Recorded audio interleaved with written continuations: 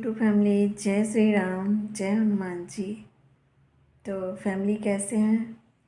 I hope कि आप लोग अच्छे होंगे, ठीक होंगे, स्वस्थ होंगे, मस्त होंगे। मैं भी ठीक हूँ हनुमान जी की कृपा से। तो फैमिली चलिए हनुमान जी का गुणगान हो जाए। संकट कटे मिटे सब पीरा, जो सुमिरै हनुमत बलबीरा।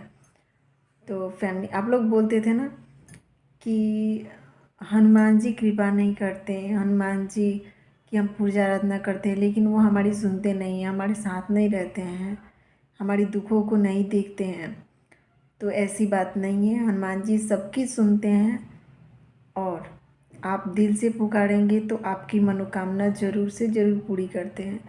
तो फैमिली, आज के इस वीडियो में मैं आप लोगों को, ये पीछे जो बैकग्राउंड दिख रहा है, मैं इसके बारे में पहले भी आप लोगों को बता चुकी हूँ, किस बैकग्राउंड के बारे में।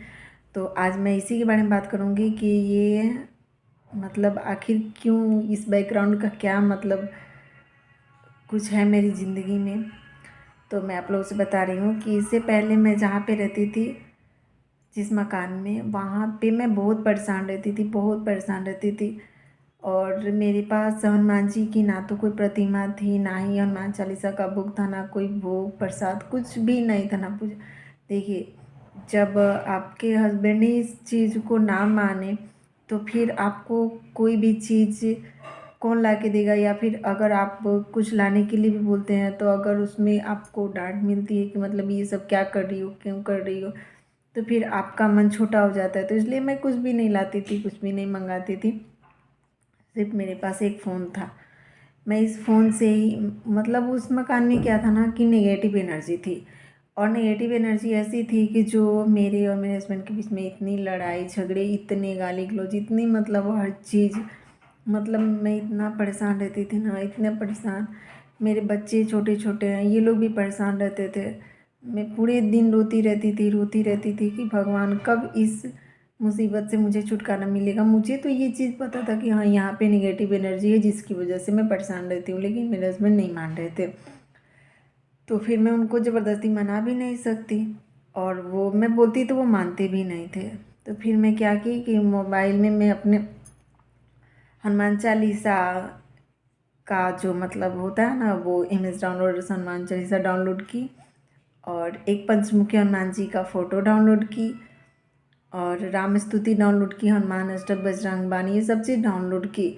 उसके बाद जब हस्बैंड सो जाते थे खाना पीना खा पी के, तो फिर मैं रात के 10 बजे 11 बजे बैठ के और अपने फ़ोन से ही हनुमान जी के सामने, मतलब उसमें फ़ोन में निकाल लेती थी फ़ोटो, और बोलती थी कि हे प्रभु, मैं यहाँ पे किसको क्या बोलने जाऊँ, कोई भी मेरी बात नहीं सुनने वाला है, और मैं यहाँ पे बहुत परेशान हूँ। मतलब इतना परेशान ना कि मैं आप लोगों से क्या ही बताऊँ। मतलब मेरा पूरे दिन रोते रोते गुजर जाता था, पूरे दिन। इतना परेशान, मतलब हर तरफ से मुझे परेशान किया जा रहा था, और ये सारी चीज़ें मुझे पता थी लेकिन कोई मान नहीं रहा था। तो फिर हनुमान जी से बोलती थी, प्रभु, मैं एक ही बात बोलती थी, प्रभु मुझे इस नरक से आप ही को मुझे निकालना है, इस नरक से आप मुझे निकाल दीजिए बस। तो मैं बोलती थी। तो ऐसे ही क्या हुआ कि एक दिन मेरे हस्बैंड को मतलब मन में आया कि चलो ठीक है, तुम बोलती हो तो चलो हम लोग यहाँ से चलते हैं। फिर बोलते थे ऐसे ही, और फिर मन को मतलब पीछे खींच लेते थे कि चलो नहीं चलेंगे।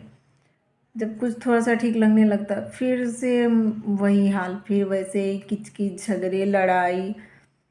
वो नेगेटिव एनर्जी ऐसी थी कि मतलब वो पूरे, मतलब वो घर में बस सिर्फ सबको परेशान ही करती थी, और मैं वहाँ पे ढंग से पूजा पाठ भी नहीं कर सकती थी। मतलब इसके पीछे बहुत सारी बातें हैं, वो कभी मैं आप लोगों से बताऊँगी। लेकिन तब तक के लिए ही जानिए कि मतलब मैं वहाँ पे बहुत परेशान थी। तो फिर एक दिन क्या हुआ कि वो माने, बोले कि चलो ठीक है चलते हैं यहाँ से। तो फिर मैं बोली कि अगर यहाँ से जा रहे, अगर वहाँ पे जाके कुछ ठीक ना हुआ तो ये फिर हमको बोलेंगे कि तुम बोली थी कैसे वैसे, यहाँ भी वही हाल। तो मैं बोली कि हे प्रभु, उसी रात बोली कि हे प्रभु, अगर आपकी वजह से मैं यहाँ से खाली करके जा रही हूँ ना, तो आप वहाँ पे मुझे कोई ना कोई संकेत ज़रूर देंगे, आपकी फ़ोटो या मतलब कोई भी चीज़, जिससे कि मुझे लगे कि हाँ, मैं आपकी वजह से यहाँ पे आई हूँ।